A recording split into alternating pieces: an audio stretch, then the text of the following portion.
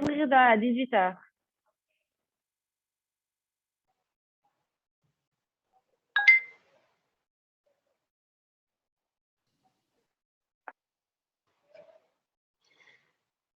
Hi, everyone.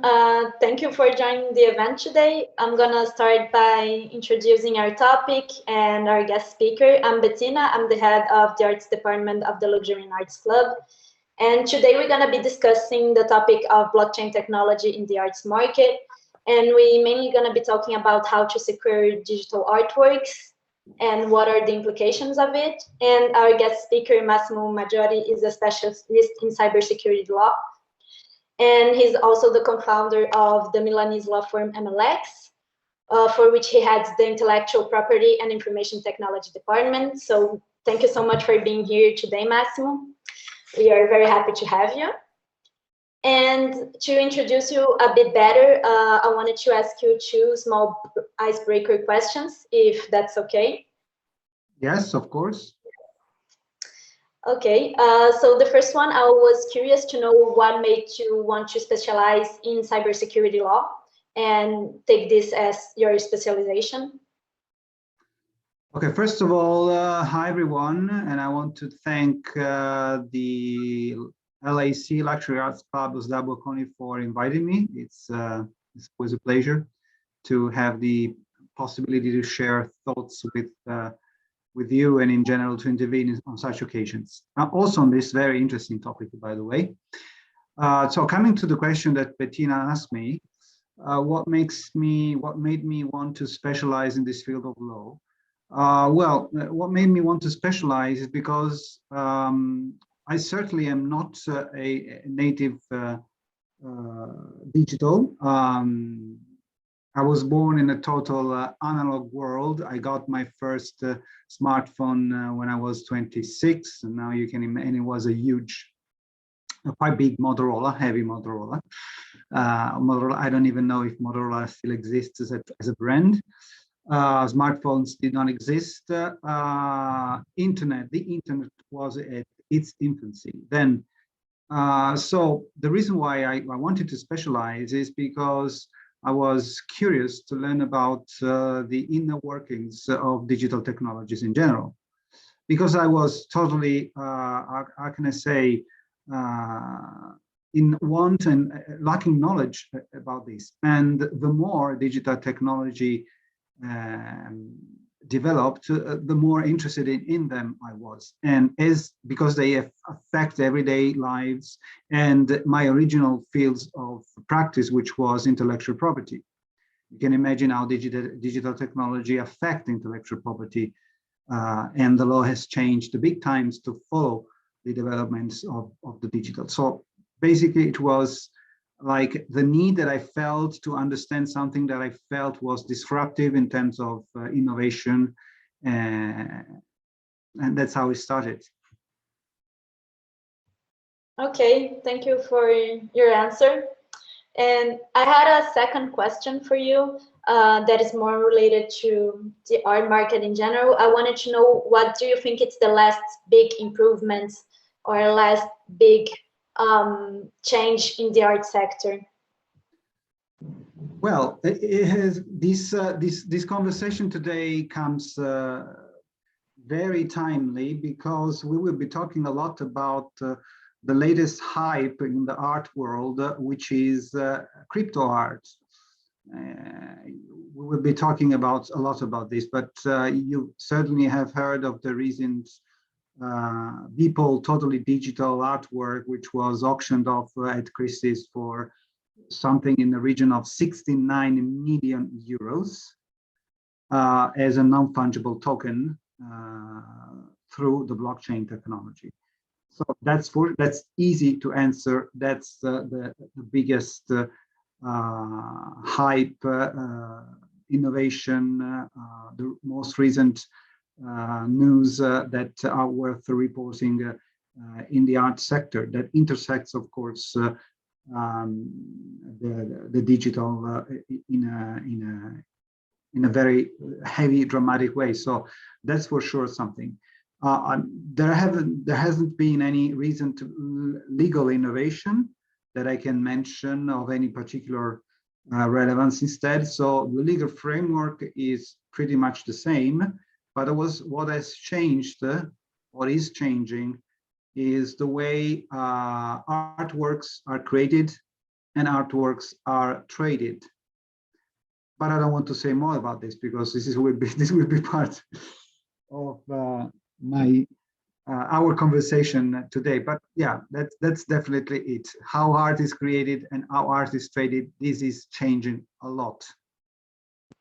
Yes, I totally agree with what you're saying, and I think that's one of the reasons it's so interesting to talk about blockchain, because I think it's one of the huge changes in the art sector today. So before leaving you the floor, I just wanted to let people know that you are happy to answer any questions, as you told me. So please feel free to raise your hand whenever you want, and we can just unmute your mic and then ask the questions. Or if you cannot talk, just write them down in the chat, and Massimo will take as much questions as he can. And now I'm going to leave the floor to Massimo so he can introduce us a bit to the topic, so we have some basis on it and we can start discussing on it. Thank you, Massimo. Yes, I will give a shortest possible presentation about the tenets, some principles of blockchain technology. As Bettina said throughout the conversation today, feel free to ask questions, raise your hands, interrupt, whatever. So let's start.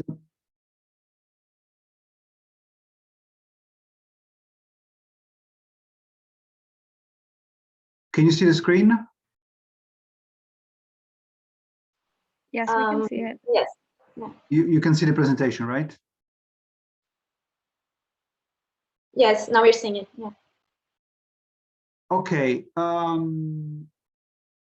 What is the blockchain technology? First of all, I have to say and to admit, I'm a lawyer, first of all. So my background is totally, entirely humanistic, if you like, based on words rather than bits and numbers. So I certainly am not fully prepared to explain the inner workings of the blockchain, but I'm able, because I've studied it, and also, as I will tell you later, I founded a platform based on the blockchain technology, which is involved in the protection of IP creations, intellectual property relevant creations.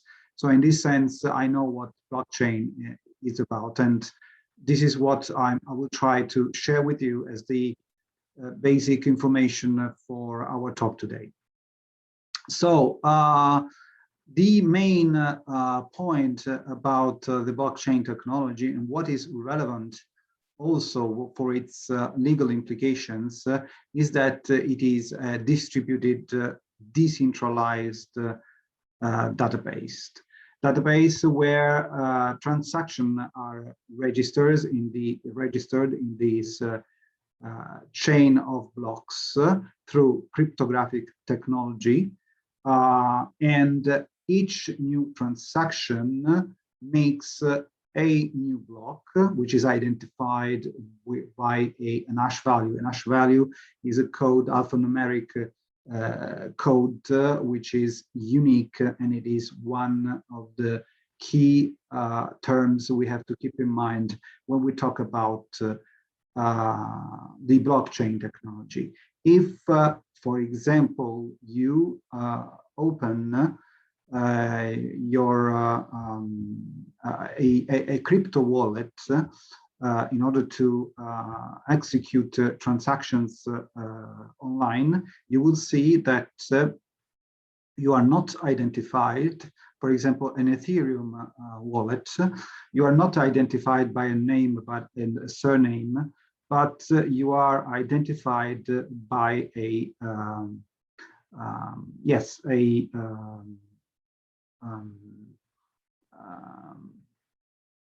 an hash value, a code, an individual code that is anonymous and which embeds the private key that then relates to the public key in the cryptographic transaction, which kind of makes you the owner of that specific transaction, which in the cryptocurrency world means acquiring cryptocurrency or exchanging it or trading it. So distributed ledger is the key concept behind the blockchain technology. Blockchain technology, as you may know, was created by tech-savvy nerd like 20 years ago, but more recently, thanks to its application, the creator of the blockchain protocol was this person that is disguises himself under the pseudonym of Satoshi Sakamoto, but the blockchain technology, the killer application for the blockchain technology was, to begin with, the cryptocurrency, Bitcoin, Ethereum, and then others. Why was it so successful in the cryptocurrency world? For commendable and non-commendable reasons. Specifically because the commendable reasons is because it was seen as a way of democratizing the creation of money. So to take it out of the hands of the central banks as fiat money, fiat currency, which is what we hold in our hands every day, euros, dollars, whatever, and to transform it in representations of a value, which are the transactions registered on the blockchain. You know that the cryptocurrency have a limited value. I don't know what is a limited number of coins, of bitcoins. I don't remember exactly what is the total number. So I think it's 25 million, but I don't want to be. I don't remember exactly. So it's a total maximum number. Once the creation, the mining of bitcoins reach that number, no more bitcoins will be created. Then bitcoins are exchanged to the crypto wallets and are used in themselves as assets to invest in and to buy things. For example, these applications we will see of using crypto coins, crypto money, cryptocurrency to buy objects, assets online is used now also in the art world. What makes the DLT, the distributed ledger technology of blockchain, so important? Its characteristics are it being immutable, one way, and consensual. So immutable, since each block is linked to the previous one by way of the hash of the specific block which is created each time. Then it's linked to the previous block by the hash of the previous block, whereas the very first block of a blockchain, which is called the genesis block, is not linked to any other previous block, of course, and it goes one way, so it's only one direction. It goes only in one direction in time, and it cannot go backward, nor can it be scrambled back in time. So this function of being immutable and one way to the cryptographic technology makes it interesting for its application of time stamping.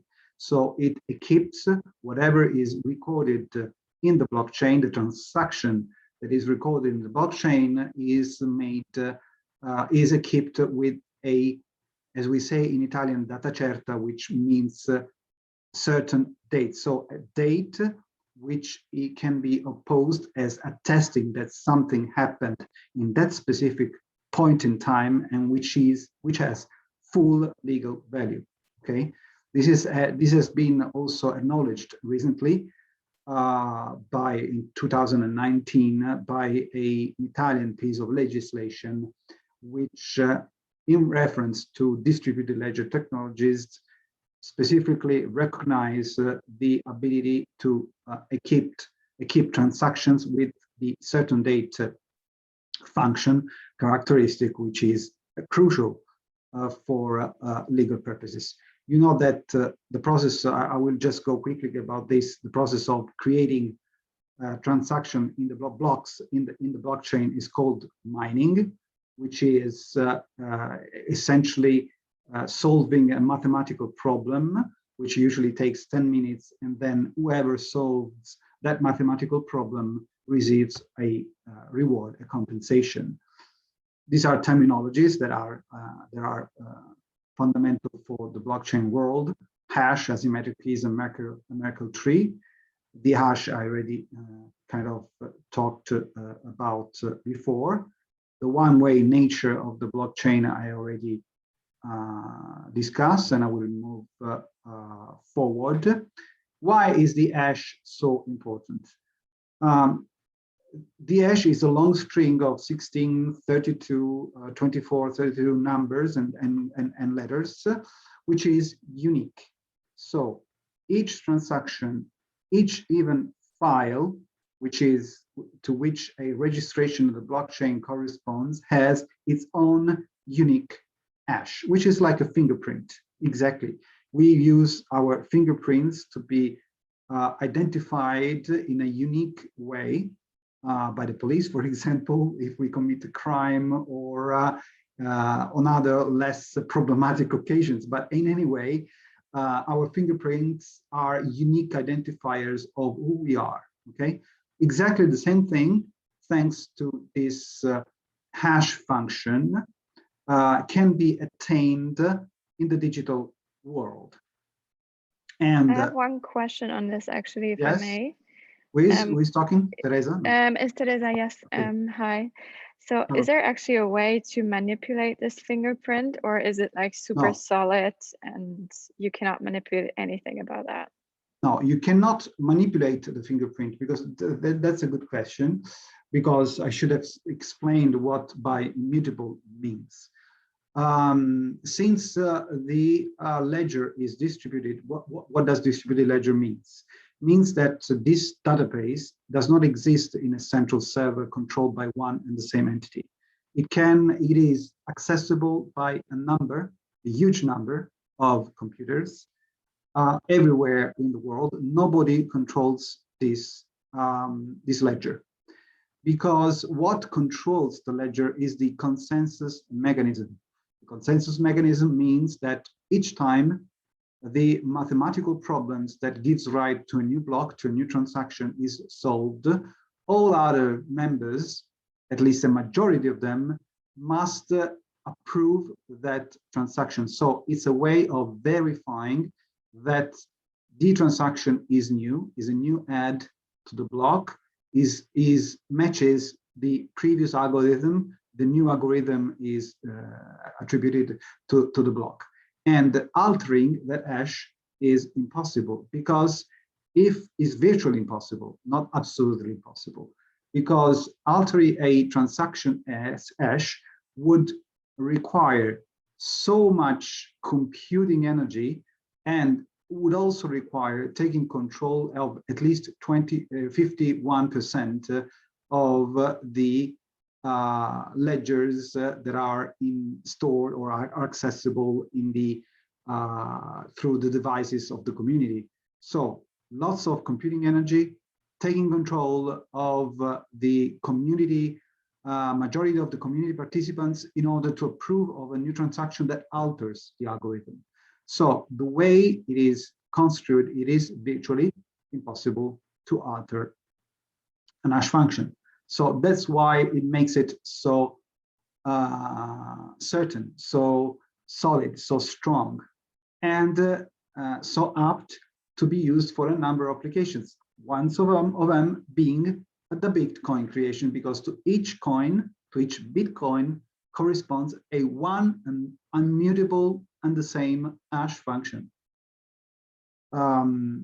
So it is that there are no two Bitcoins in the world, and there will never be, that have the same hash function. But to create the hash function, you have to go through the consensus mechanism, the solution of the mathematical problem, adding to the blockchain, and then getting consensus from the community. Okay, thank you. that makes sense. Okay, no, I think this is what I wanted to give as a brief outlook on the functioning of the basic, very basic functioning of the blockchain. So I don't know if now you want to move on with the questions or how you want to proceed.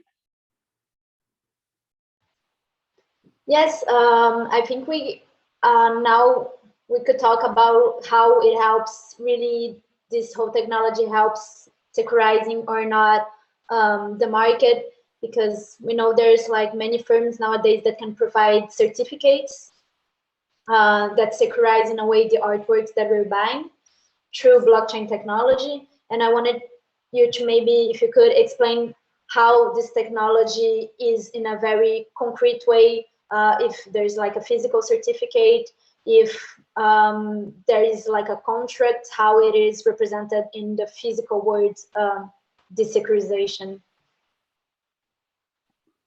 That makes sense. Okay. I wanted to try and share.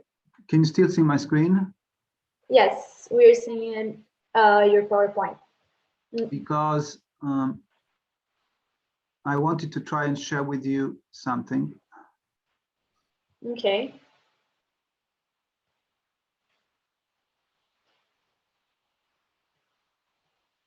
Okay, this I will show you. Okay, you see, this is the hash function. Can you see it here? This long string of numbers and letters. Contract. You see? I think No. you only shared the presentation screen. Okay, so I have to but not change. the yeah. I have to change the screen. So sorry. Can you see it now? No, we are still seeing the PowerPoint. Maybe it's gonna take a little while to change. Now we can see it. Yes, we're seeing. Okay. Okay, so you can see these are Etherscan is the system that allows you to identify transaction through Ethereum, which is one cryptocurrency. This transaction refers to a piece of digital artwork which was traded online through a non-fungible token. But I will come back to these later on. I just wanted to share with you the image of an hash function. You see this number, this code. This is an hash function, which identifies the contract. The contract which was entered into to exchange, to trade online these digital artwork through the Ethereum blockchain cryptocurrency technology. So going back, so what was the question again? Sorry, Bettina, about the certification you asked. Yes, I was asking if you could show us which kind of physical representation we have of the securitization, if there is like a contract, for example, if there is something that we have related to the physical world that shows how blockchain helps securitizing an artwork. Sorry, because I cannot hear very well because the line is not so clear.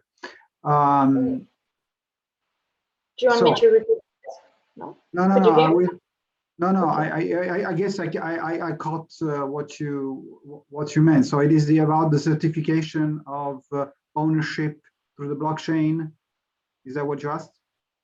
Yes, if there is some kind of physical representation of the securitization through blockchain. We can use. There are two ways in which blockchain can be used in relation to artworks. One way is, can you see the presentation here? Can you see? Yes, we're seeing this various art. Okay.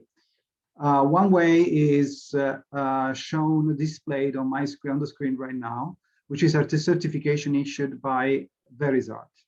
How does Verisart operates? And also my company, which is Creativity Safe, works the same way. Catalina Casas raised her hands, so we may want to hear what she has to say. Catalina?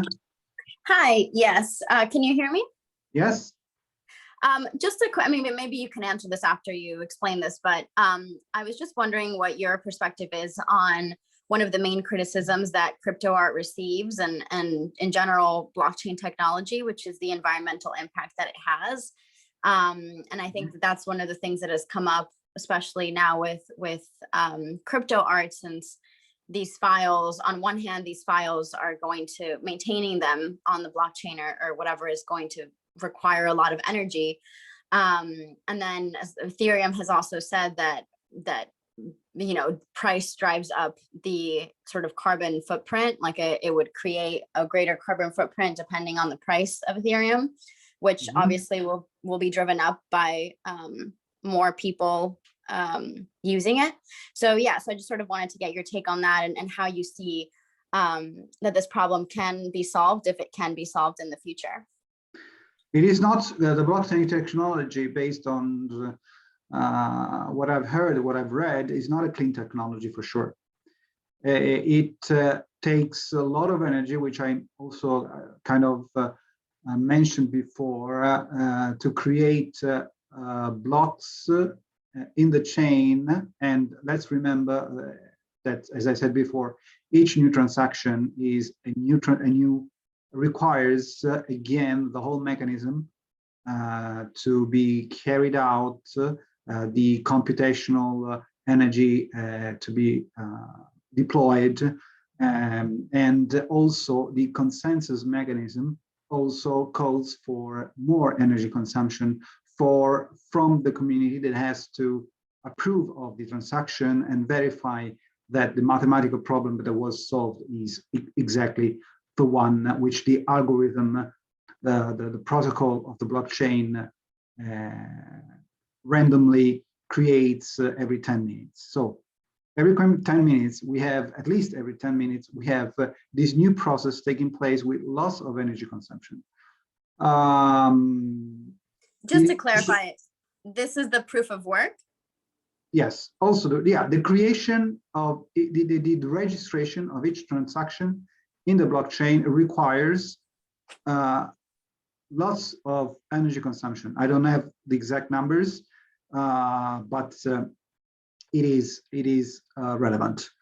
It is high numbers in terms of the energy, electric energy that these transactions take. How can this be solved? The only way that I see going forward, since you know, electricity is not a source of energy because electricity is produced by something else. The only way forward, if we do not want to give up on digital technologies, because the problem of energy consumption, of the high toll exacted on the environment, is not only of the blockchain, but of digital technologies at large. Think of cloud computing technologies. Cloud computing, which is a beautiful thing, however, relies on huge data centers that suck lots of energy, very much. So the carbon footprint of these businesses is absolutely dramatic in a way. The only way forward that I can think of, unless, because it is unimaginable, at least in the short run, that new technologies are created that are able to provide the same technical performance by using less of energy. But the only way forward is renewable energies.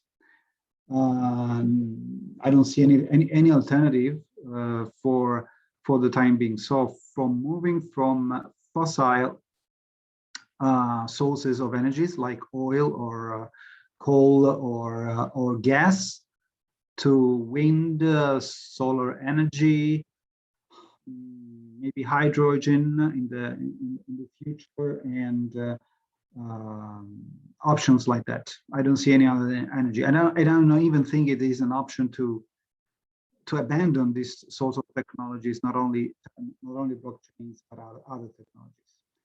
So going back I hope I answered the question. Yes, thank you. Going back to how the blockchain works in terms of certifying, specifically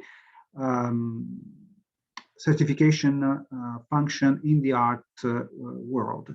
We have two ways of using blockchain, basically.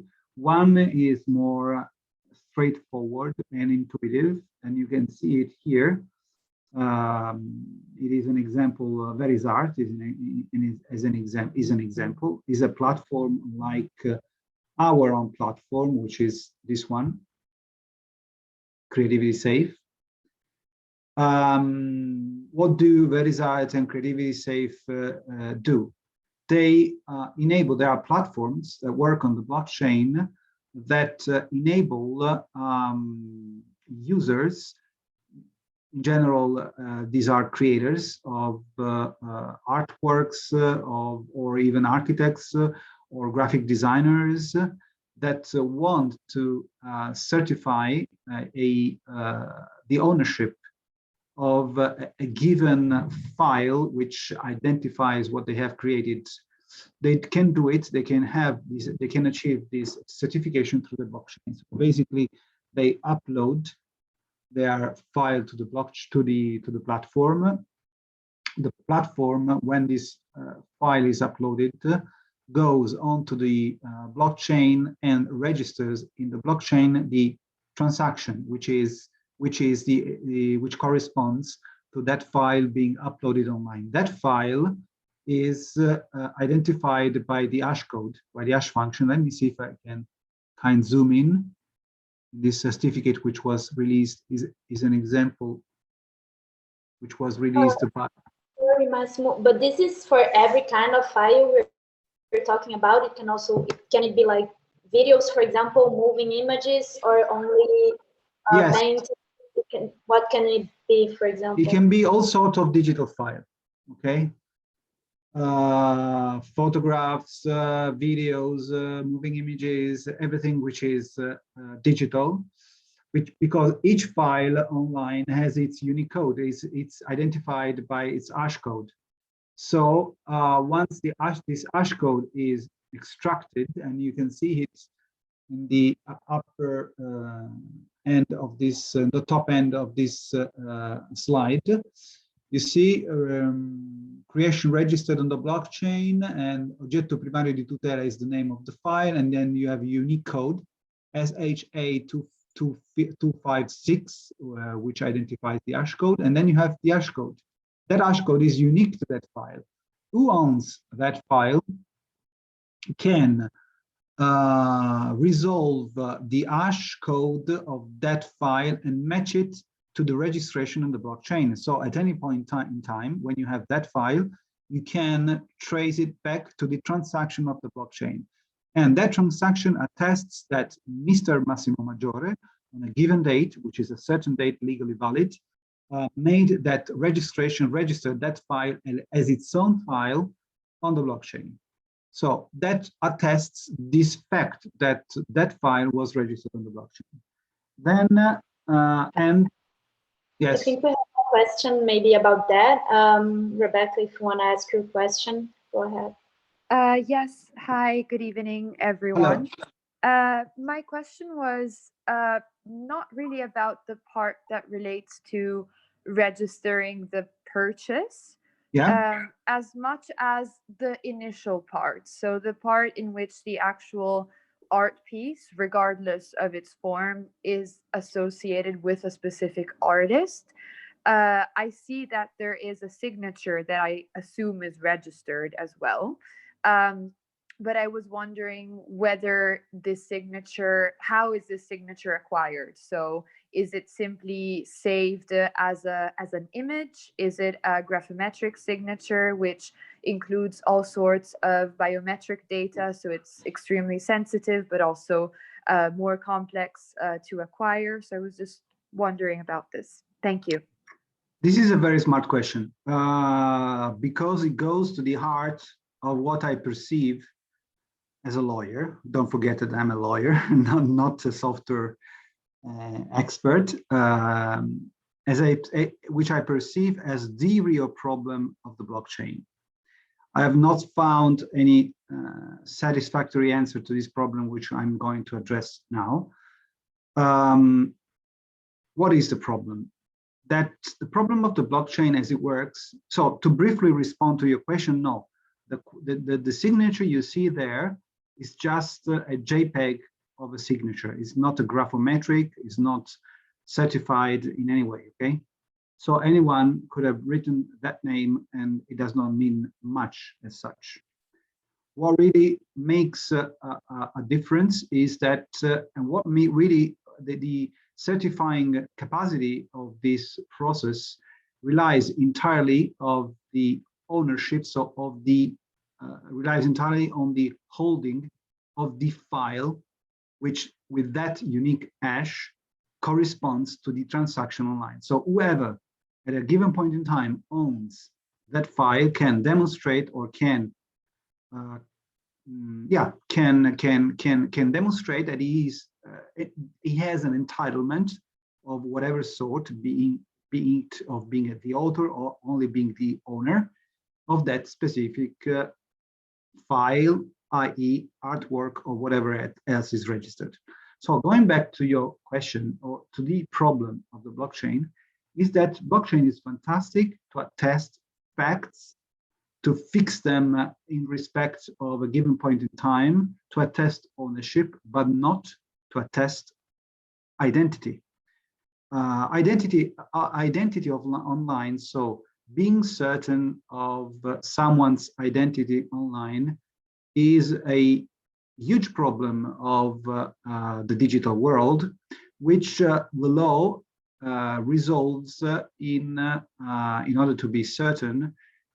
I'm thinking here about the ADAS regulation at EU level, with one way, which is using intermediaries, which are called trust service providers, that in order to enable you to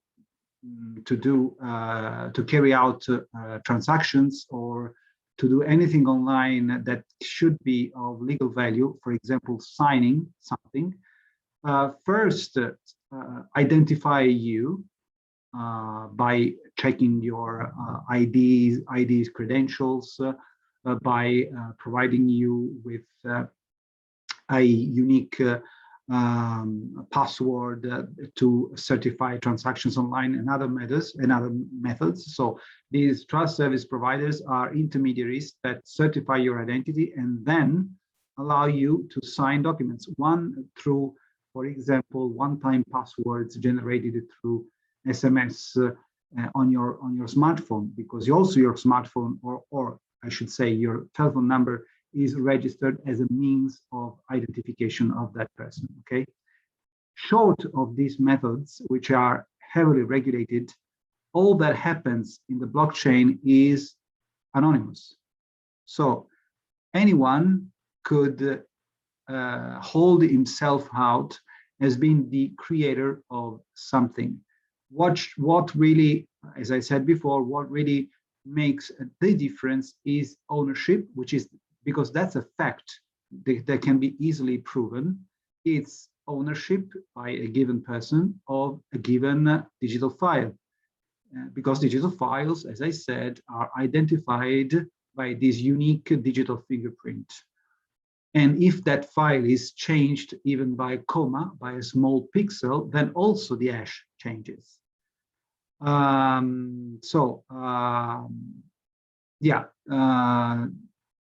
What this certificate then attests is exactly that. Digital file with that hash registered online by a person holding himself or herself out to be Mr. or Miss X. We don't know if it's true, of course. Having done that transaction online. That's what this certificate attests, okay? It does not attest authorship, for example. Is that it does not say that you are the copyright holder over that product, because you could have stolen it from the real creator and still have been the first person to have registered it online.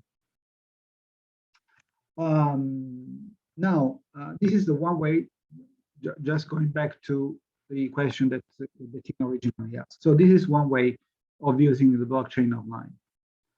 The other way to use it is the non-fungible token super hype that we have heard about recently.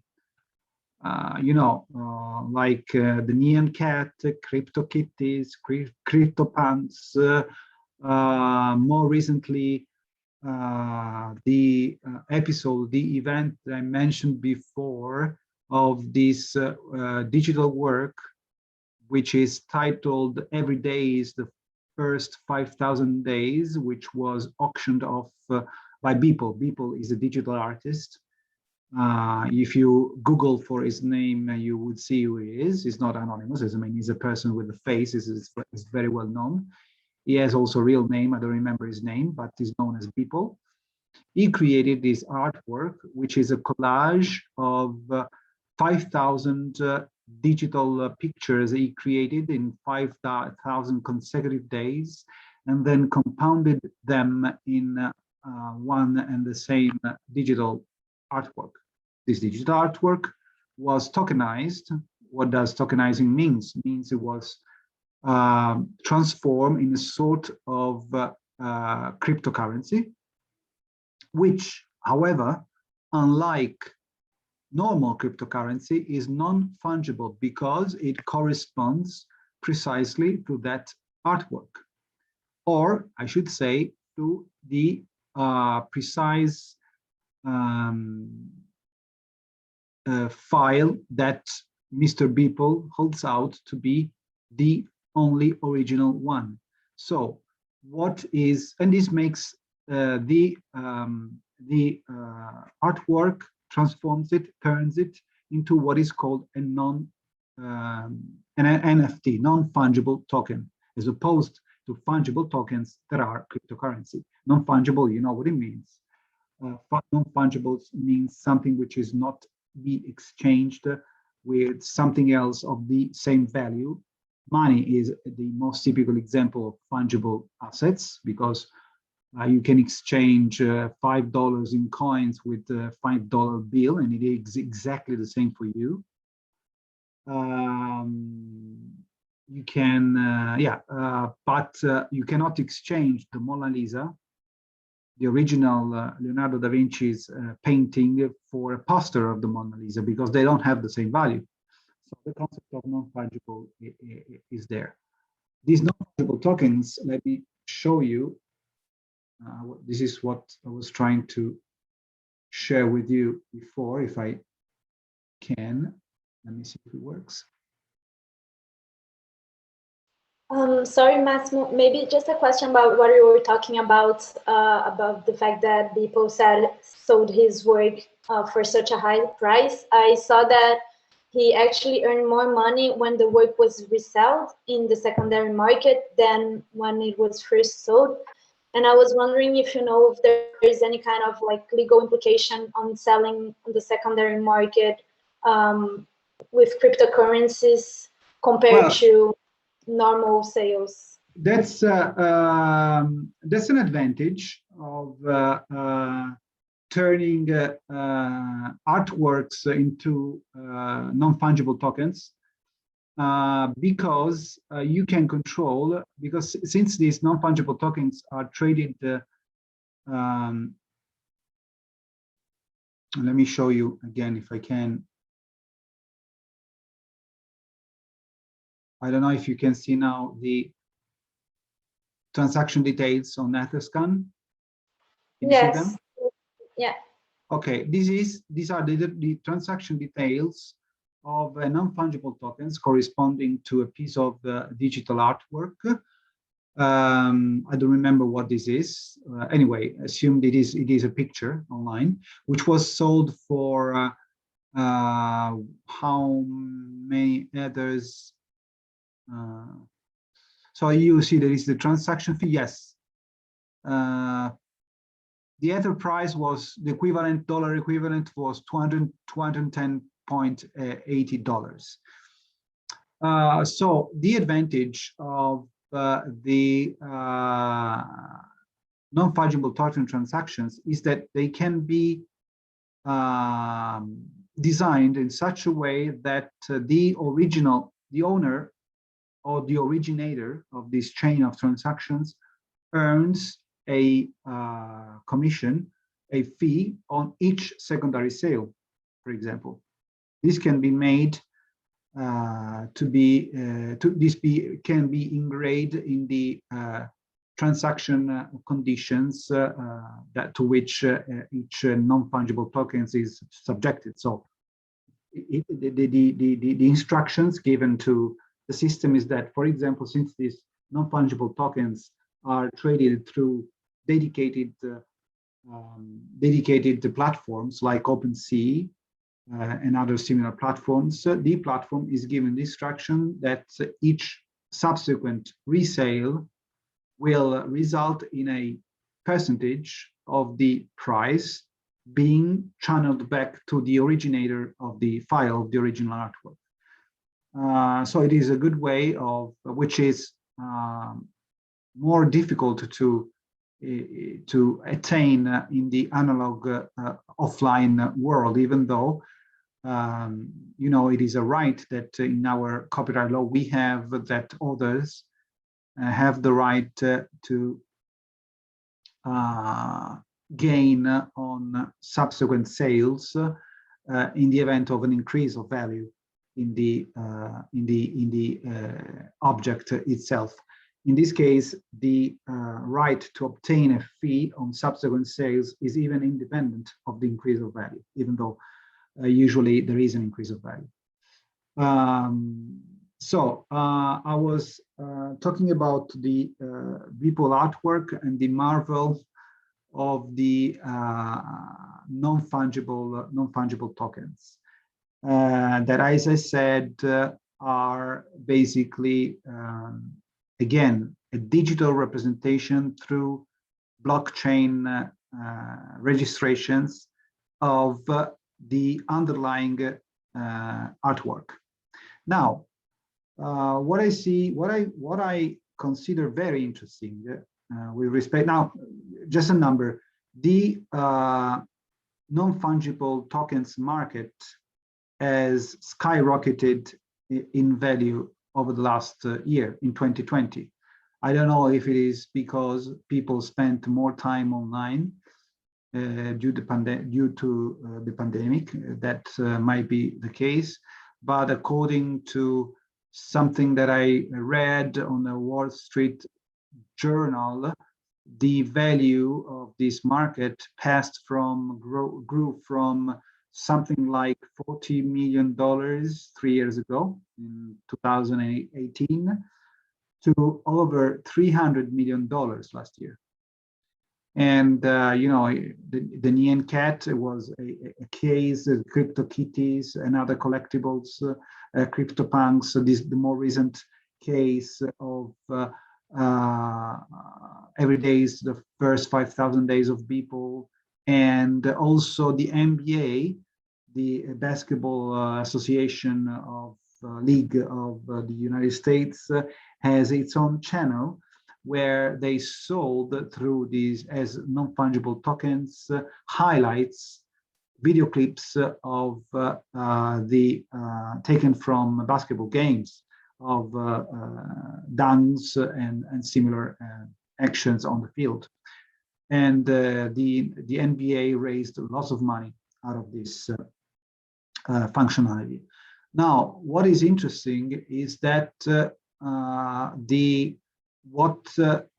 through NFTs, non-fungible tokens, the art market, or those that got involved into this sort of transactions managed to do is to recreate scarcity. You know that what makes a piece of artwork valuable in the real world is its uniqueness, right? So since something is scarce, cannot be reproduced easily, it has value. And this is particularly the case in the art world, and not only in the art world, but particularly in the art world. So through this trick of annexing unique tokens to the unique cryptographic tokens to a network which is digital and which by design, by its very nature, can be duplicated, copied in without losing the quality, the original quality millions of times, so endless times. Despite this, the tokenization of one copy that the author, or we should say the owner, identifies as the original one, adds value to that specific work of art. Another thing that I found out, which is also very interesting, is that normally you don't. You wanted to interrupt me, Bettina? Yes, sorry. I was just going to say that I saw that Angela has her hand raised, and maybe it was related to what we were saying before. So before we. Okay. Sorry, but I don't see the raising of hands, so sorry. No. And Rebecca also has her hand raised, but maybe it's from before. I don't know. Okay, please. I'll try to keep it quick. Maybe it ties into this, but I'm just very curious how this is going to impact other art mediums, because it feels like now we'll see a shift in the value of digital art versus traditional mediums as paintings, I don't know, sculptures. So I'm curious, when you look at the larger art market and the different mediums, how will this impact that? Let me see. I'm not sure it is going to impact the other art media.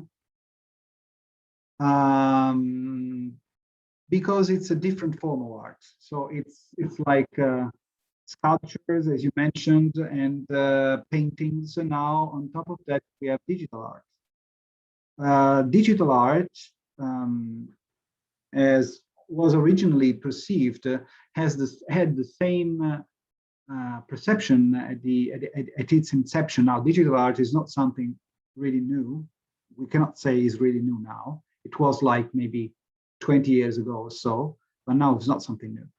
But when it first incepted, when digital artists surfaced, the reaction of art connoisseurs, of art lovers, was originally not dissimilar to the reaction that art lovers, collectors, experts had back in the 19th century when photography came about.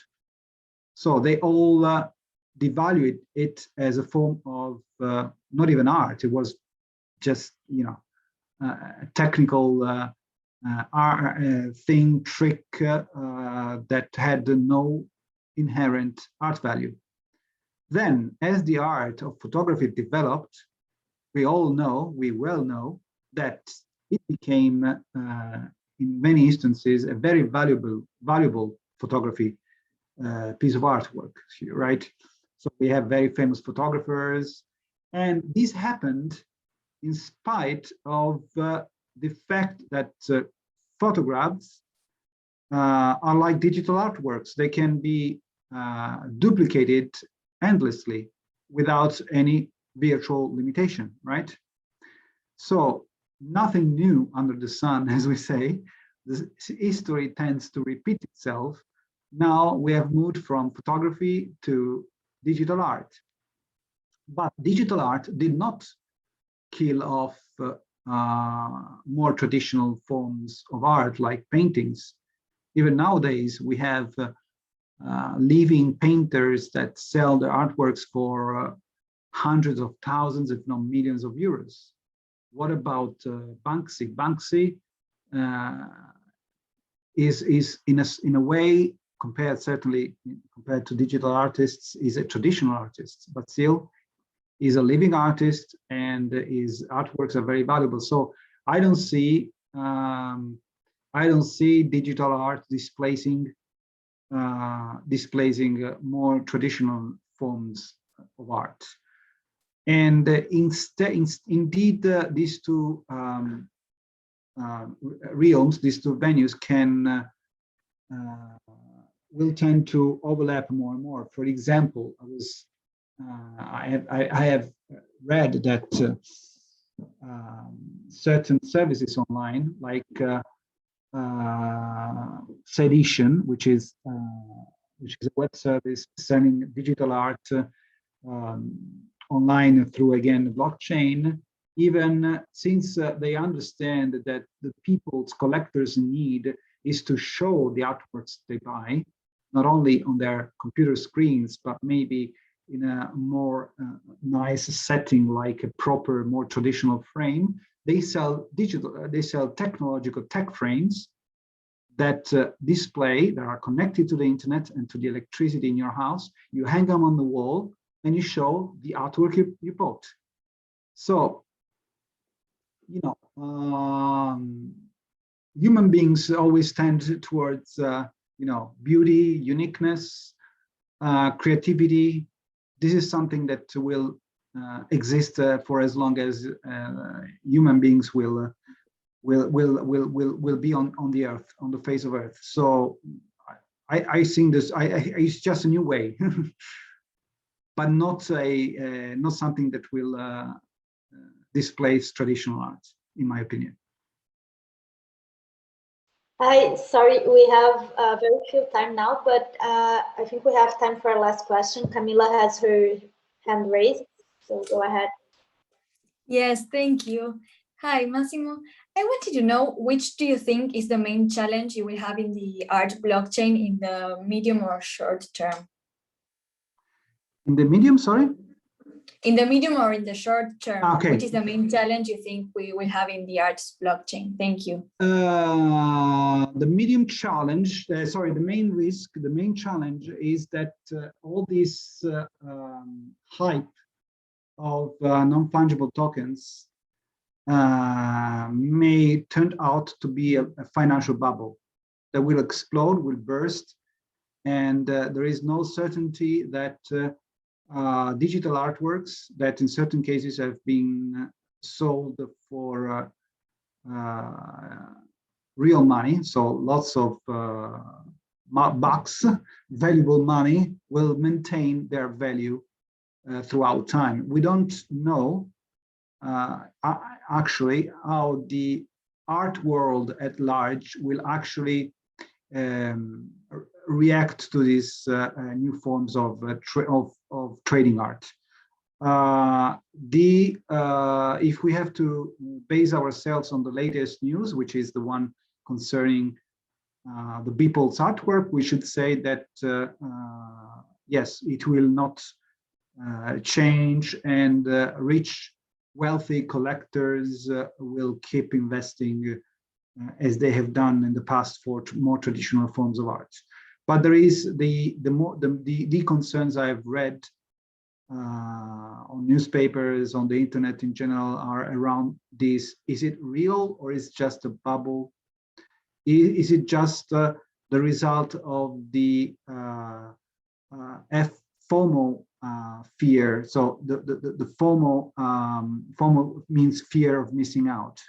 So you fear that you will miss out on something that you have to have, and you will, out of this fear, you will invest more money than you would have done if you were not driven by this irrational sort of feeling. So it's a question mark, because it's a new thing.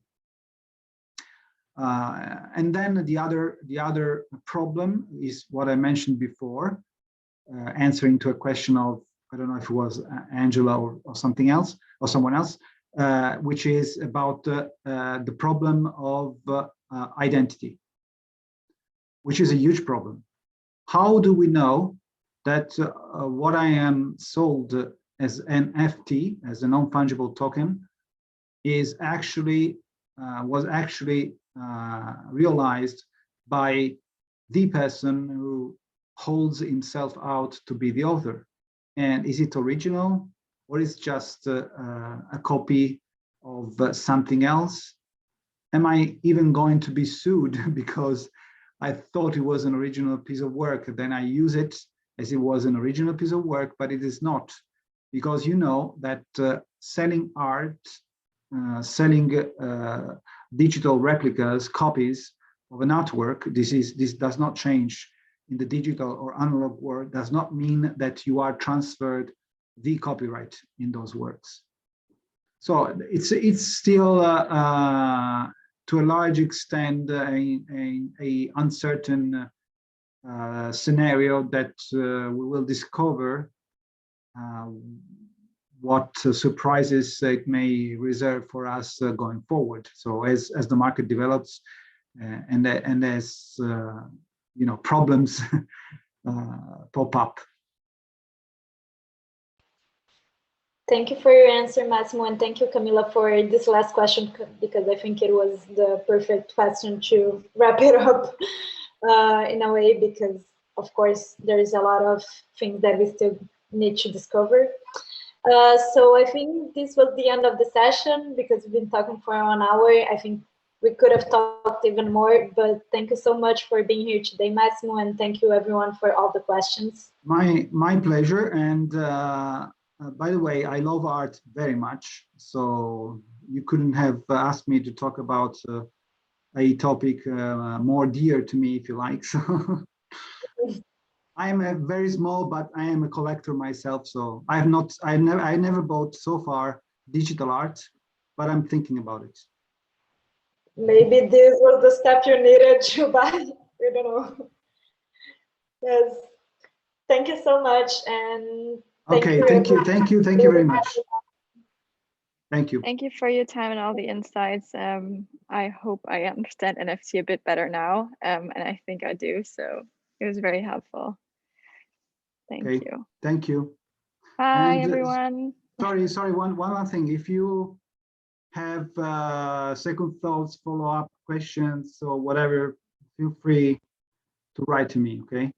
I don't know if Bettina, you can share my email with everyone, or. Sure, I'm gonna put it in the chat right now, so people have your email in case they want to contact you. Or you can link me on LinkedIn, and you can write to me on LinkedIn. Perfect. Thank you so much. Perfect. Okay. Bye. Thank you. Bye-bye. Bye.